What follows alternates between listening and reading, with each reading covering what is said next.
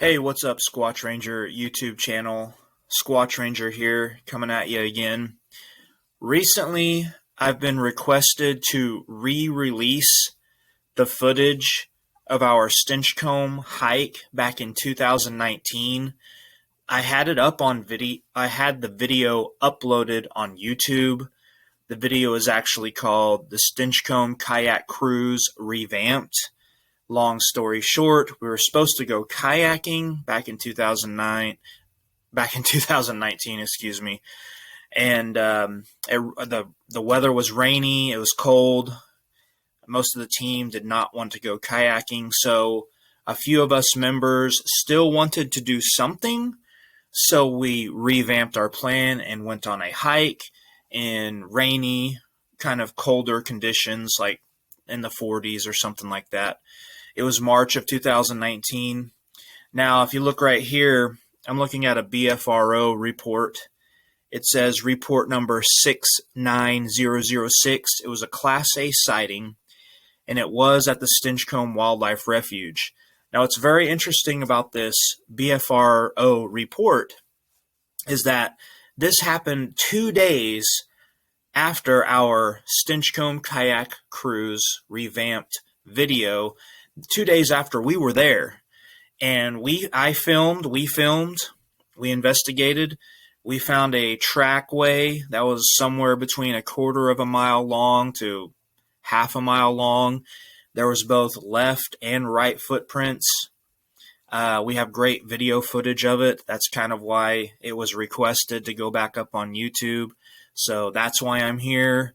I just wanted to point out that someone actually saw a Bigfoot creature in the Stinchcomb Wildlife Refuge 2 days after our team saw this trackway.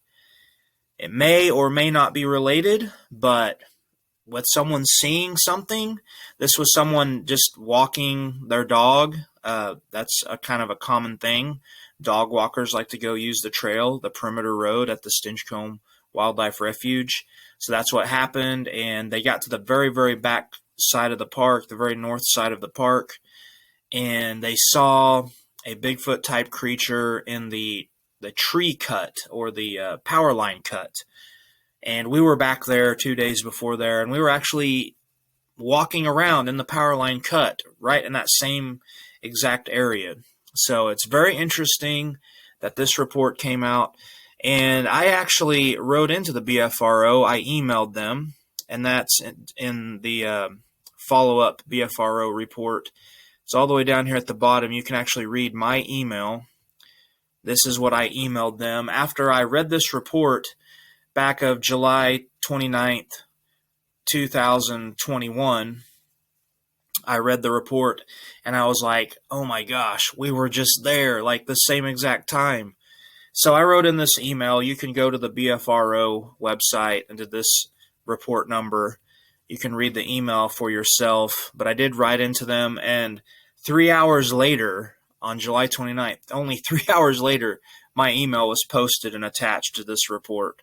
So they've never contacted me back. I kind of wanted the BFRO to contact me and maybe watch my footage and let me know what they thought of the tracks, but never got that email yet. Still waiting, but they did put the email on the report, so that was pretty cool.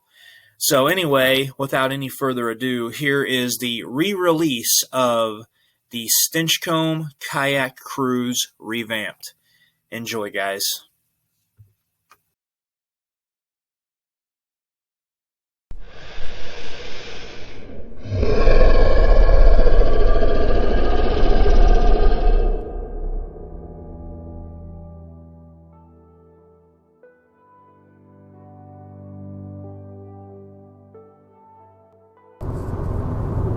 What's up, Squatch Ranger YouTube channel subscribers and viewers? This is the Stinchcomb Kayak Cruise Revamped. Unfortunately, we're going to have some bad weather pending.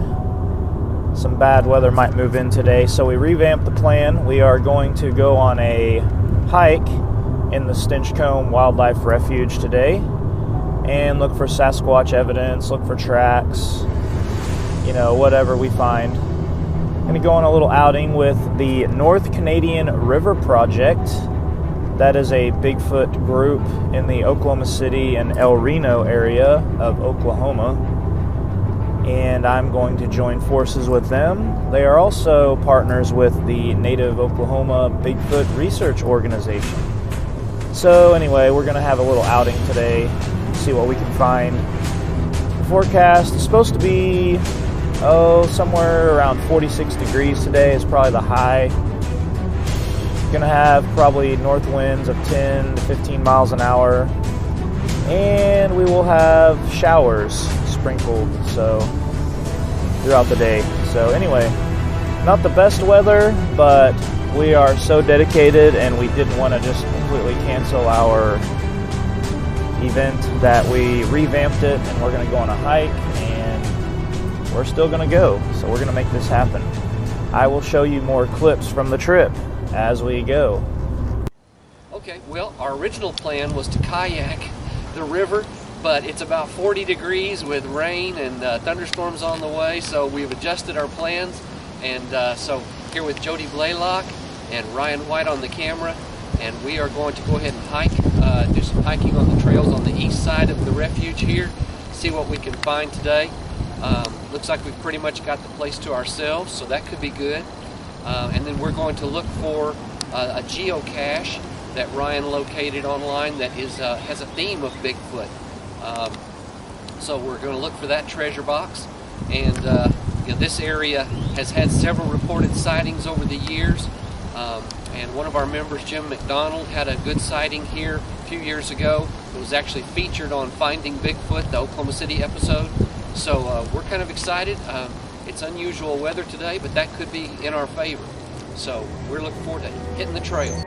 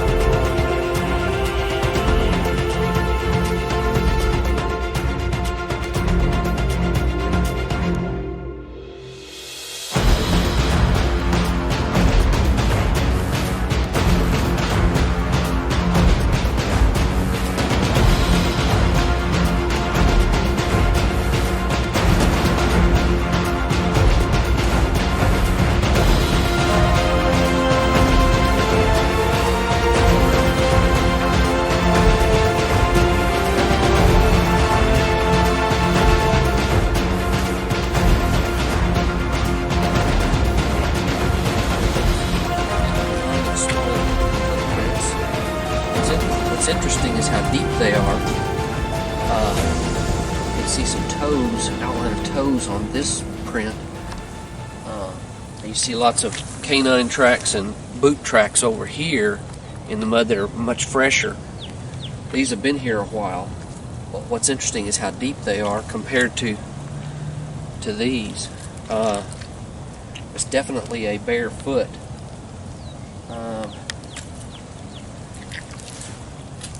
This one shows a little more of an arch, but there's a line here. Goes up and down this sandbar. Just interesting. Those are what, about maybe 8 inches each.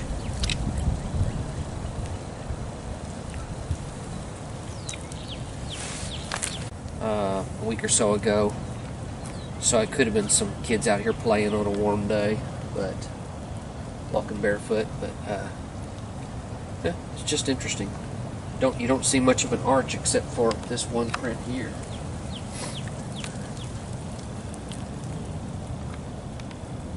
It's interesting how deep those prints are.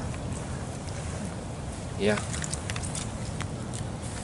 Here's a nice big toe in this one right here.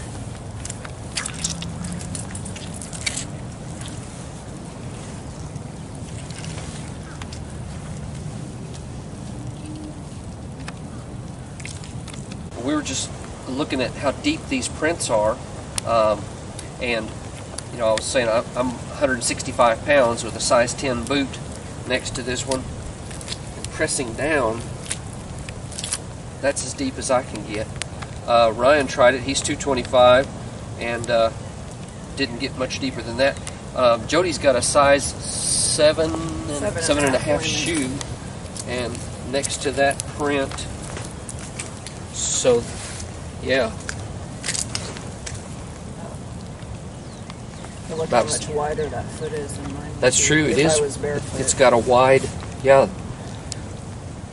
You can clearly see the toes. Oh yeah, definitely see the toes there. You can almost see that, what Dr. Meldrum calls that mid-tarsal flexion. Now in this one you can see a big toe right there, and that one you can see a big toe really nicely. It's just interesting how deep those are. The river has not been up. It's been going down. So that was made more than a few days ago and still was that deep, even though it hasn't been as wet as it is today. Very interesting.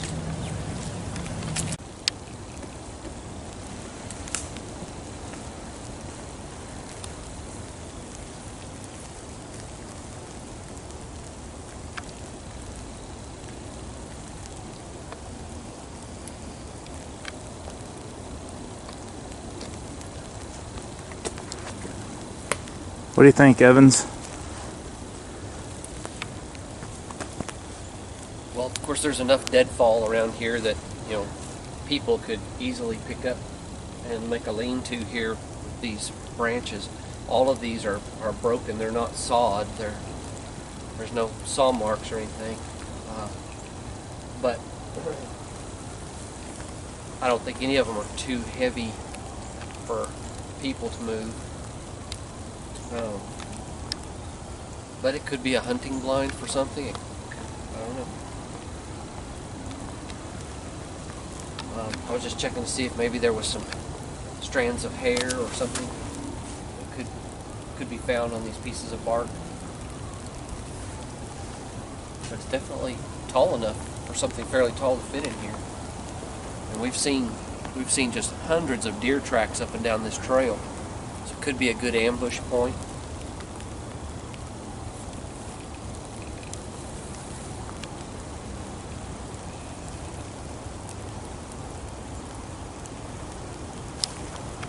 I would say it's more of a hunting blind because there's not enough here to really be much shelter from the weather.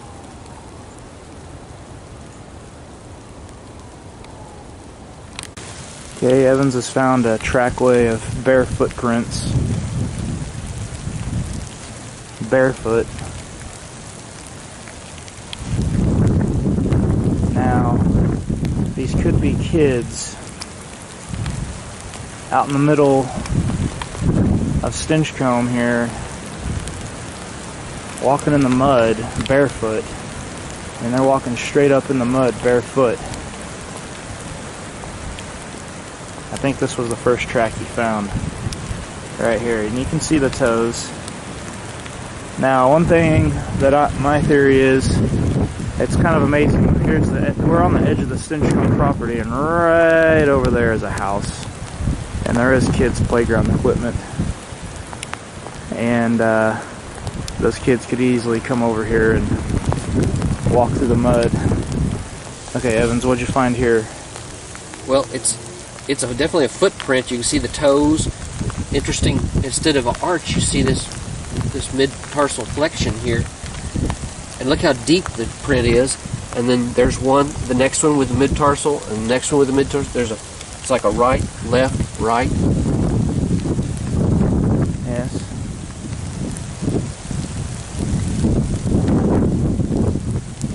I was just noticing these are, it's almost in line. A straight line. But I'm 5'5", and I mean, this was something taller than me, because I'm having to kind of stretch to match that distance between the strides. Yeah. And you can see they just go in a straight line right down this side of the road. All the way down. And let's see, Jody, put your foot up next to that and see. So they're about 7.5, 8-inch track. It's just amazing how deep. But it's got to be something. That's about what we saw earlier on the Yeah. river. About the same size. Yeah, But it's just- that's true. I mean, for me, that's not a normal stride. It's just too far apart. And it's funny how it's not offset like a human line of prints would be. It's straight. It's more like something walking. Like we would walk like that. Yeah, it's something walking like. Yeah, it's doing the tightrope walk. Just interesting. Very interesting. Yeah, and you're right. Good point. Those are about the same size as the tracks we saw down on the river lake. And this past week is the first week it's been even slightly warm. I mean, this has been more like what the weather's been like, you know, in the 40s. So I can't imagine someone letting their kids come out here barefoot. Right. As cold as it's been up to now. So. Right. Yeah, we can't even make an impression. And Okay. it has not been that muddy too. So we're further down the road, and we're still finding these tracks. And hey, Evans, will you do the finger? Will you show like the toe line, how the big one goes down? So we see the larger toe here, second toe, third, fourth, fifth. And you don't really see much of an arch. It's more flat. Kind of see that mid-tarsal flexion there. But we did notice not too far away there is a few houses. Saw some playground equipment behind one. We just wonder if maybe this is a juvenile, because that's about a 8-inch track, and they're coming up there to maybe raid garbage cans or watch the children playing. You know, they could be curious and could be monitoring, you know, that area. So, but it's raining pretty hard, and we're not even able to make. That's a size 10 boot. We're not even able to make an indention hardly, or leave much of a print. Look how deep that is. Just very interesting. And I don't know, it's gone for at least 2/10 of a mile. We've watched this line of tracks, straight line of tracks, go right down the edge of the road. You can see down there the tracks. Not that they start down there, but we can see a real clear where they start to come in real clear. This trackway. It's the same individual. I mean, that we've been tracking, but we're going the opposite direction of the tracks.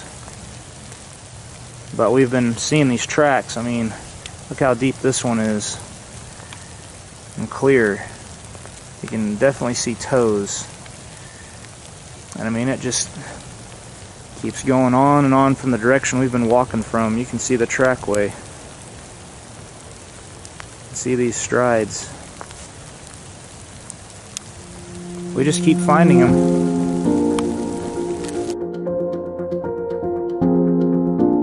Nice tree bow. That is a live green elm. I'm sorry, hackberry. It's a young hackberry. But what's interesting is there's no deadfall on it, but it's been tucked. The tips of the tree has been tucked underneath these old vines here. So it looks like something bent this over and tucked those underneath that large vine was holding the top of the tree down. Just very interesting feature. But we're on our way to the geocache, the Bigfoot themed geocache. We're about 300 feet from it, so we're down here in the bottom trying to find that. Alright guys, so if you're a geocacher, this is a spoiler, sorry. but there's a geocache in Stinchcomb Wildlife Refuge. It's named after a famous Matt Moneymaker quote, "There's a squatch in these woods." And that's what the name of this one is there's a squatch in these woods, and we're just finding it. It's a Bigfoot cutout. Looks like this. We're going to sign and date the log with our geocache name, and we're actually even going to put in this little Bigfoot guy in here and leave this behind. Say that the North Canadian River Project was here today, April, 13th? Okay, so anyway, we'll do all that. We'll catch you here in a little bit. See ya.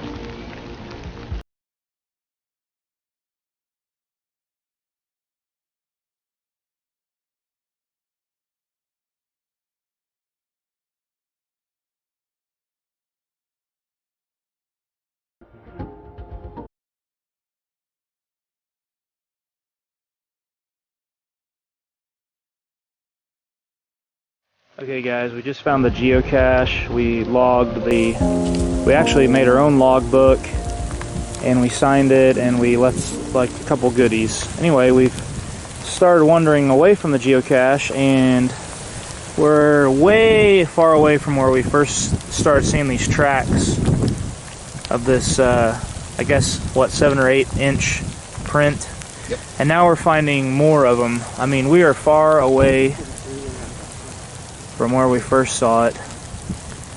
And here is, you can see toes. Here's another one right here.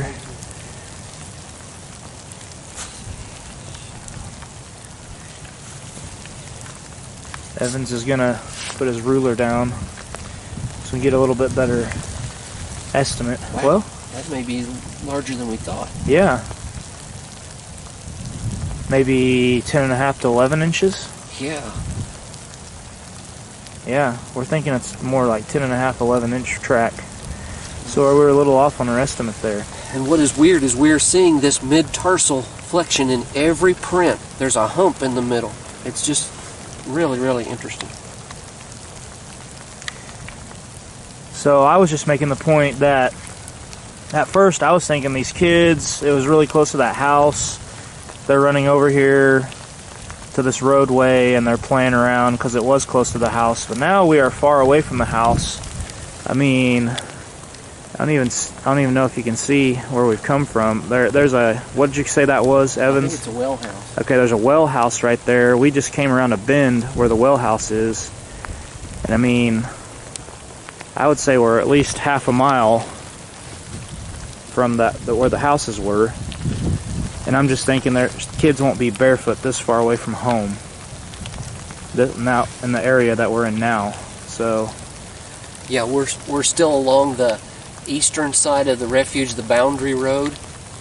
We're following it up right now. We're going up to where there's a large power line cut, where you can see clear across the refuge down the power lines. But yeah, we're a good 1.75 miles north of the entrance gate. So we're pretty far back in here where you don't get a lot of traffic, a lot of foot traffic or bicycle traffic or anybody. So it's just amazing how deep these prints are. We catch that mid-tarsal flexion there in every print, and they're turning out to be a little longer than what we originally thought. So very interesting. okay, so we've located the clear cut that goes straight through the Stinchcomb Park, like Evans was telling us. We're gonna go check out down by the river and look around, have a look around. What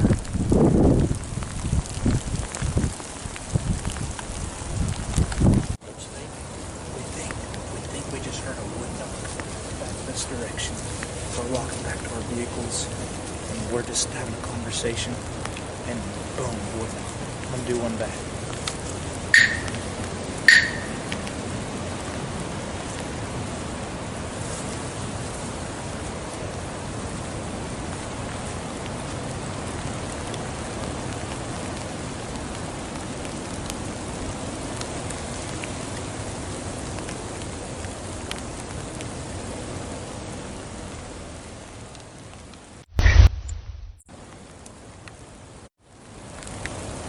Just heard another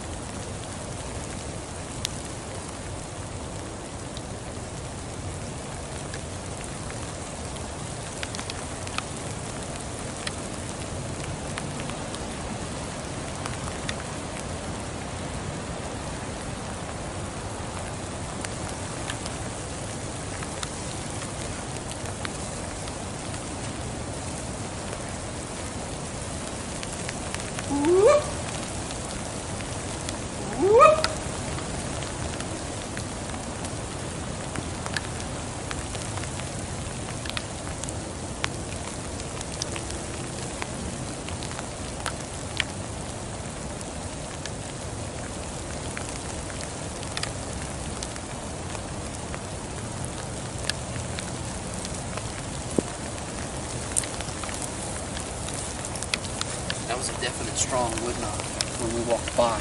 Yeah, we're just having a conversation. We're going back to our vehicles. I commented on something over here on the other side of the fence line, and then was it two?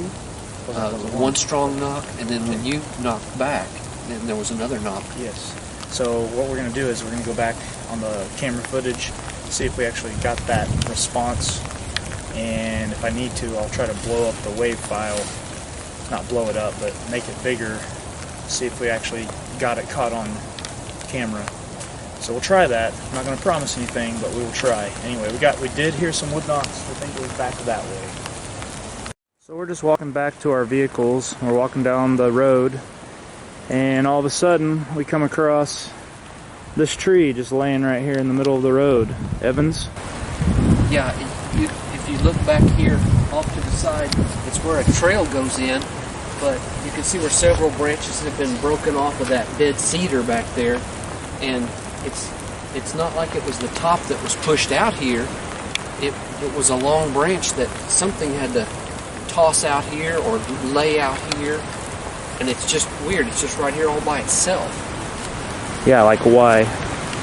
What's the point? We took the trails in, so we didn't come down this road coming in, so we didn't see this coming in. We were in the trails back down here in the woods, so we just noticed this on the way back, but it's awfully strange. It's just been laid perfectly across the road here, perpendicular. Don't think it was windblown. I mean, you can tell it was placed there. Okay. Okay, so we have returned to the parking area. We've wrapped up our hike in the rain here, but really, the rain has been just kind of steady, light, moderate, no real heavy downpour, so it's been a great hike. As you can see, we're the only ones in the parking area here. There's no other vehicles. The only vehicles here belong to us, so the wood knock that we heard, the two wood knocks that we heard back there, were not made by humans. So that's interesting. Also, coming back down the road there on our way back, we had a spot where we had a real strong, just hit you in the face of that odor that's associated when these things are around. So we did some looking around, trying to find what might be some reasons for that odor, and we noticed that the dogwoods here are not blooming yet. The rough-leaf dogwood is not blooming yet, so it wasn't that type of a smell. Jody had found a dead mouse earlier by the road, but we were a little ways from that, so I'm not sure if it was that, but it was definitely a strong, wet dog, dirty kind of odor, so that was just real interesting. Jody, anything else that you can think of that we discussed on the way back? It was just interesting because we heard that wood knock and we knocked in reply, and maybe a minute later there was another knock very distinctly. Came after ours from the same direction. We knocked again, and that was it. So, and that was coming from a pretty dense area. It's strange for someone to be hiking back there, especially in this weather right now. So, other than people like us. And it was just interesting that the knock happened as we passed by, behind us, and I've noticed that in other areas too. It's like you're walking down a trail or a road, and then the knock comes from behind you. Just an interesting side note there, a kind of a unique event that happens when those wood knocks happen. But I just appreciate Ryan and Jody coming out today in the bad weather, and we made the best of it. We ended up having a fantastic hike, and finding the geocache, that just topped off the day. So we definitely want to do more research in this area, but we had a great hike today in spite of the weather.